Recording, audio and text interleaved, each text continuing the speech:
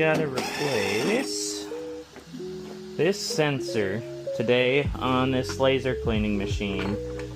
This guy is the old one. This is kind of what gives us a reading for the PSI that we need to make sure the machine has when it's hooked up with an air hose. So that would be when we hook up and we're running there. So I've got the new one, so we're going to be needing to install that. There's a fair amount of stuff to kind of get through, so that way we can access it. We just kind of got to get this whole top, you can see that's separated, so we need to lift this whole thing up. It's going to be a little bit of a pain reaching up back in there to get that sensor reinstalled. At least it was a pain when I had to get it out. And now just to be able to still use the machine, yeah, see here, because we have an air line that runs to the sensor that's here, and to be able to still use the machine I had to kind of jimmy rig a blocker plate in here so that way it can still create pressure and we could use the machine. Which reminds me, I might need to find an additional hose, we'll see. But then this guy will connect up.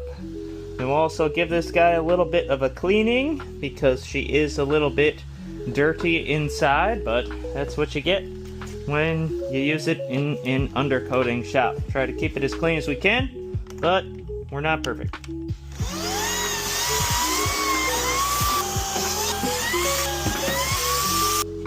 Normally, with a laser cleaning machine, you would not want any forms of dust kind of around this guy, but with what we do, it just is a dirty job. When I was talking to the sales rep, or at least the team at Zing Laser about this, they made one comment about how oily and dirty things looked, and they had a lot of concerns around that, but again, we just gotta do our best. Alright, I'm gonna need to go and find an adjustable wrench.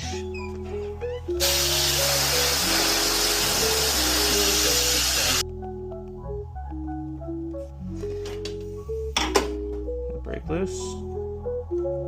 Oh, yes she did. Now this laser cleaner in particular makes a lot of uses with these kind of little shark bite fittings. Alright, so we're gonna see, now that I got that blocker plate off, I can find some of these sizes. They'd be tiny little numbers on the side, but oh, and look at that, we even got one, this guy broke.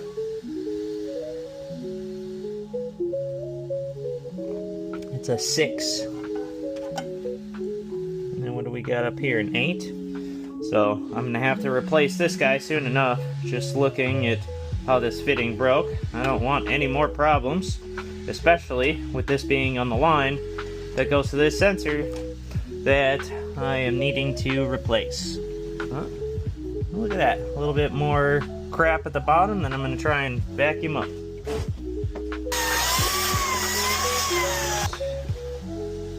We got a 6 here, so now this guy will just be able to push it right inside of there, and then it'll lock. So all those teeth, I don't know if you can see it, but there's a bunch of teeth on the inside of this fitting in particular.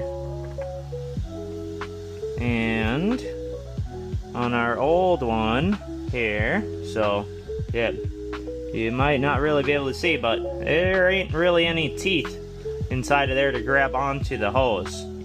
So this was what was also sitting in here at the top, like so. So kind of just like this guy. Yep. So that's why we needed the replacement. So I'm gonna make sure to try and mount this back in here.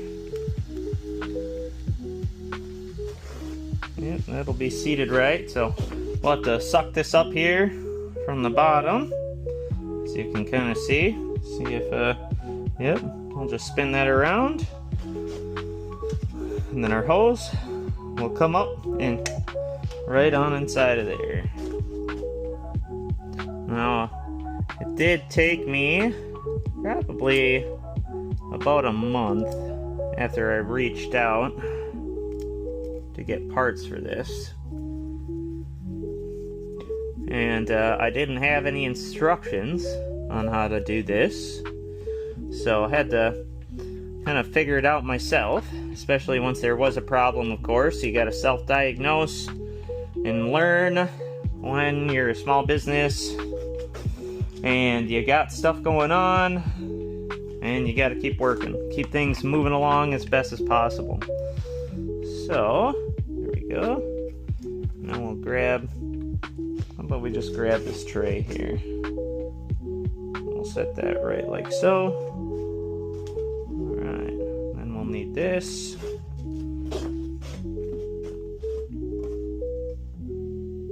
Alright.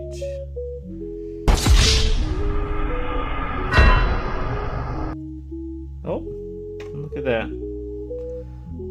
might have it upside down the wrong way.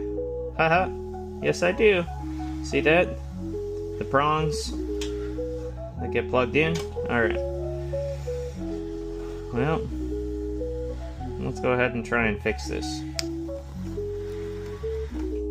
This guy was giving me trouble.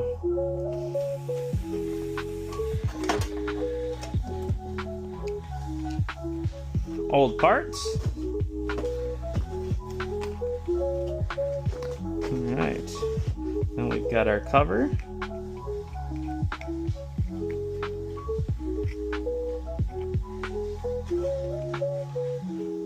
It slides right on over, kind of like so. And I'll need a zip tie to tape that up. Now, that is good to go. Just need to get that cover back on.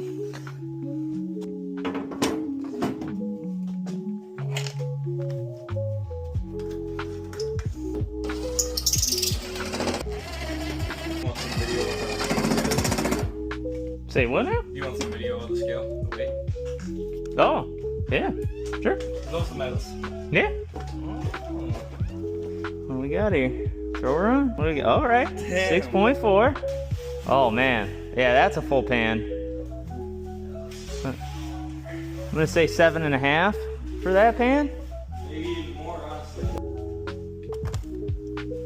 Oh, So 8.76. Just over 15 pounds for this guy, and there was quite a bit of scaling in me. Junior, you remember your earbuds today? Oh. You won't believe what happened. Did you put them in the wash again? Are they dead now? Broken. Oh. You know how like you open the case and there's a little white light, or yeah, light in the middle? That thing stopped working. I'm like, it's just a light, and they actually work, and like they stopped working. Bro. Bro, yeah, Bro. Alright. And now this guy is all good to go. Ready for service.